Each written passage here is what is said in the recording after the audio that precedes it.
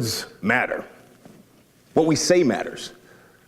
And one thing I was going to say that's really neat is my name doesn't have a silent S. It's actually Jessie Lipscombe. Just thought I'd throw that out there so we can know who we're talking to. The funny thing about words is we use them flippantly, but sometimes we fail to realize how important they are and how much they can actually move people. Now, I've heard this saying before. If you've heard this before, put your hands up. Sticks and stones can break my bones, but names can never hurt me. You heard that before? Yeah, exactly. It's a lie. It's a straight up lie. I got a story about when I lived in Atlanta, Georgia. I went to school there. Went to school at Morehouse College. It was an all-black college university. Samuel L. Jackson went to school there. Spike Lee went to school there. Martin Luther King went to school there. And little old me went to school there. And while I was there, The Lion King, you guys know that. Boss, when we went away. Yeah, thank you. I got one. That is nice.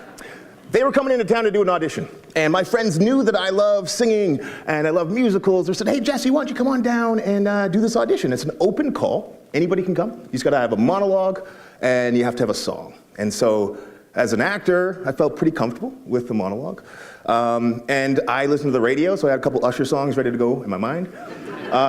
So I went down to the audition. I get there and I see professional musician and musical theater people with their sheet music, and they walk different, and they just were ready to go. And I came in there I didn't even know what sheet music was at the time. And I remember I went for my audition, and I did my monologue. I thought I did pretty well. And then they asked me, well, what song are you doing? Can you hand me your sheet music? And I said, I don't know what is sheet music? And then the pianist looked at me. And he, well, if you don't have any sheet music, pick one of these 3 songs. I'm like, okay. I looked over there, like, Somewhere Over the Rainbow. I know that song. It's different when you know a song and then you remove everything you know and it's just you. And when he decides to play it really high. And when it sounds like this, somewhere over the rainbow. And I'm sweating, dripping. I know I'm doing horrible. I know it's not going well. After I finish singing, the 2 judges, they look at each other.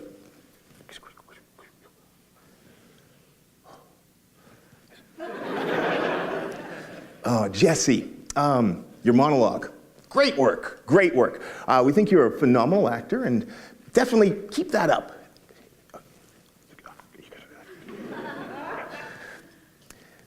We collectively think that you should probably never sing again. Yeah, exactly. They laughed at me. Sticks and stones can break your bones, but names can never hurt you is a lie. I literally was crushed. I love singing. I know I did horrible. I know it was a horrible audition.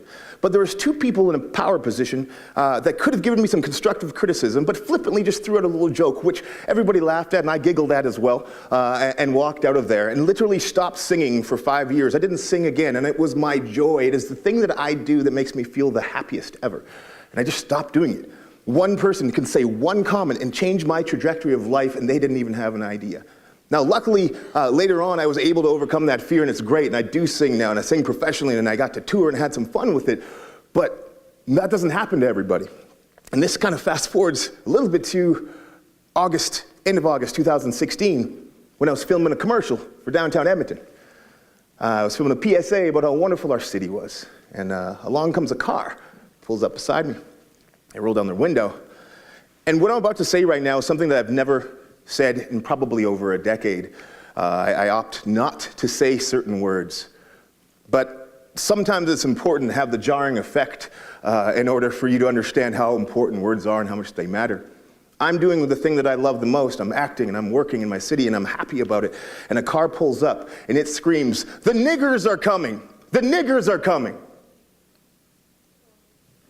And goosebumps up and down my arms. It's jarring in a way that I can't even express to a number of you. And some of you might get it, some of you might not. And it took me a couple of seconds to decide what to do. I walked over to the car. I opened the car door. And I was inquisitive. I asked him a question. I said, "Hey, you just threw some racial slurs at me. I'm here. I'd like you to go ahead and say it again to my face if you could. Why did you say it?" They denied it, sped away and said it one more time. So I was left there a little bit, just kind of like disappointed in humanity in a sense. And also just disappointed that a word can do that to a person. Just one word. I feel like, we talk about it, I hear about it, I'm bigger than this. I can get over that. It's just a word. But it's not. Words are powerful. They matter. And this mattered.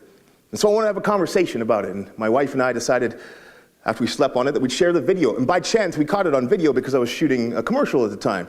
So it's, it's interesting. It's by chance, lucky, maybe. These things happen. Oftentimes, people don't believe they happen. And then when we catch it on video, I can show them it was kind of lucky that it did.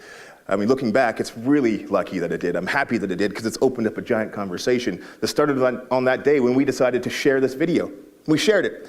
Within 72 hours, it had been shared hundreds of thousands of times. We did interviews with every major television and radio across the country. And what we saw was this conversation kept going.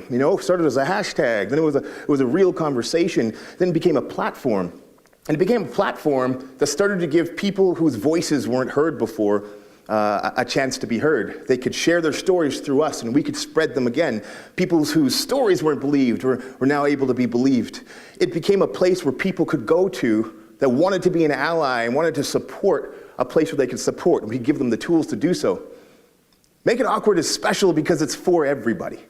We remove the fences, we remove the walls, we remove the barriers. It's not black versus white. It's not man versus woman. It's not gay versus straight. It is people. Loving, respecting, standing up for one another, being there for one another, and doing that thing that you're always supposed to do and that you always knew was correct. It's interesting because it's that whole idea of being connected is what this thing is grounded in. Got a story for you, a quick one. 3 years ago, I was driving and it was a pretty gruesome car accident. I got T-boned. And the car hit on the passenger side where I was sitting, snapped my leg in half, sliced all the way down, bones popping out, blood spraying everywhere, and I'm lying to you. This didn't happen. Made it up. But here's a neat thing. I haven't met lots of you before, but for some reason, you squirmed in your seat. You had a physical reaction from me. I'm telling you a story, and we're so connected in such a short period of time that your brain decided to shoot some synapse gaps and fire something in your body to make you squirm and wiggle in your seat because you are connected to me. We're connected to each other. We matter to each other. You matter to me. I can look out into this audience and say I love you to each and every one of you and mean it because I know how I treat you affects me. I know what I speak about you affects me. And the hope is that we start to believe and work in those similar ways so that this isn't a world where we just walk around in our own little space, all by ourselves, until we die. This is a place where we actually can understand the power of our words, the power of our actions. Make It Awkward allows us to have a different choice in the face of discrimination than anger or silence. There's this middle ground of questions, being inquisitive. Just ask why. Just like I did with that first one, I think it resonated well. One of the things I wanted to say is give you a couple of tips that how we can use this in our everyday life. So there's 3 of them that I think I like people to sit with. One of them, first one is in your social circle. It's really easy here. This is where you know it best. It's very safe, right? You know your friends, you know your family. You got maybe an uncle or an aunt who at Christmas or Thanksgiving dinner likes to make the offside comments, and they think they're funny. And we encourage them because we giggle a little bit uncomfortably. We want them to stop talking, but we just laugh a little bit. yeah. Well, man. So that guy, that's a very easy way to start. That's where instead of giving him that positive reinforcement, instead, it's like a stand-up comic. If he says a joke and it falls flat, they scratch it off the set list, okay? So that's the idea. You want to make sure that these guys are no longer saying things like this. You just say, hey, uncle, I didn't get that joke. And I want to let you explain it to me. Maybe I'm missing something, but you were making a joke which seemed super racist, but it's just me. Maybe you could explain it to the whole table here. And then silence. And then usually they'll backtrack a little bit. Like, no, I'm just missing it. Because it was super rude. And everyone here is feeling uncomfortable. I didn't know if that was what your point was. You don't seem like an uncle that would do that, but you want to? And what happens is, that, these arguments, they just disintegrate. What they do is they fall apart. Because, really, a hateful, prejudicial joke doesn't really work. It just doesn't work. When you start to ask questions to poke holes in it, it falls apart. Same thing with your friends, man. A lot of times people don't want to do it to their friend because it's their friend and they don't want to mess up a friend relationship. But at the end of the day, your friend, just like you, would want you to be called out so you could be a better person. It's a little awkward, hence the term, make it awkward, but it needs to be. It's not easy. Change has never been easy, but it doesn't have to be aggressive. It doesn't have to be mean. It can be inclusive. Let's move on to the next one.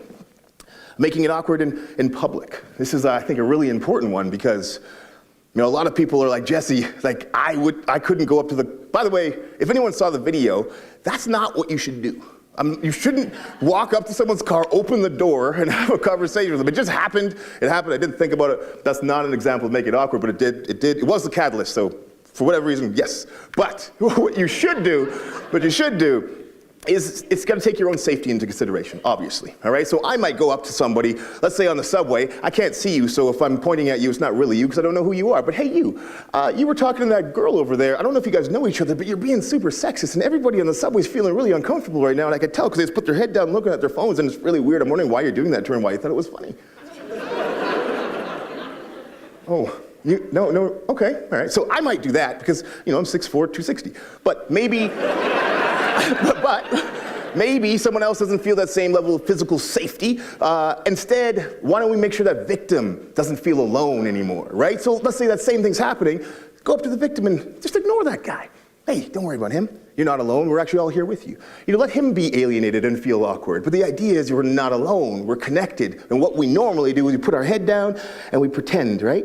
We pretend that it's not about us, and we hope it just disappears. The third one, which is kind of the weirdest one I think of all, is social media. It's a hard one in that world. And I say, if anything, pick your battles. The trolls are strong. They are strong army.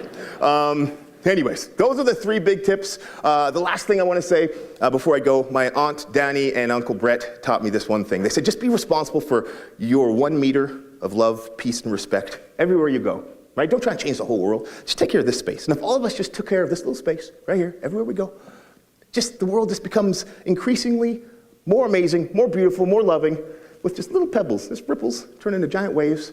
And I think that's an idea worth sharing. So thank you kindly, guys. I'm Jesse.